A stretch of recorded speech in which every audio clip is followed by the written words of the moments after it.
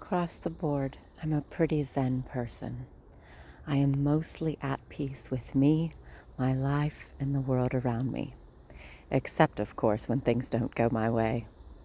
Thankfully, this is pretty rare for me, but I do not react well.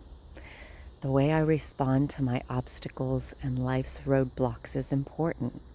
Truth be told, I'm only slightly past the throwing tantrums phase when I don't get my way. I bring up coping strategies for a bit of much-needed accountability in my life. Maybe sharing on this will help curb my screaming, cursing, and tantrum-like behavior. If you've seen any of my other videos, you know my favorite coping go-tos already. Number 1, taking deep breaths. Whether it's a short meditation or just pausing for a minute, the extra oxygen does wonders for releasing the anger of the moment, helping me to put my momentary frustration in perspective.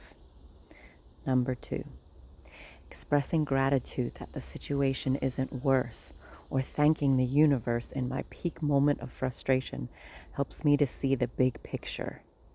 And because it's impossible to curse and bless at the same time, this one is very effective. Plus, it keeps me from going to my go-to of self-pity. Number 3, looking at it from the other person's point of view. I can't really guess or assume on this one. I have to ask, which hopefully starts the conversation. Which brings us to number 4. Telling someone else relieves the weight, at least to some degree, immediately. Put in the chat what you're currently struggling with, especially if you haven't talked with anybody about it yet. And put down there too what works best for you when life is not ever in your favor. Telling someone works best if I talk about the issue with the person who is causing my angst. But sometimes a close friend is better. Like if the conflict is with a manager or a boss or someone who's not safe when it comes to sharing my feelings.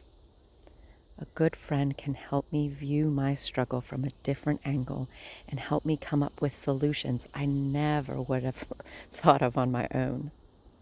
Number 5, turning it over to my higher power. This should probably be the first coping strategy on the list, but I must admit I generally do this only after I've exhausted all other options. I wonder how much less frustrated I'd be if I started with this one. Admitting that I am not in control of the universe, my current situation, or much of anything, in all honesty, is crucial when life does not go my way. Turning it all over to the one who is in control is the most freeing thing that I can do. This is free, and coping in healthy ways with life struggles is just one way to free your mind space.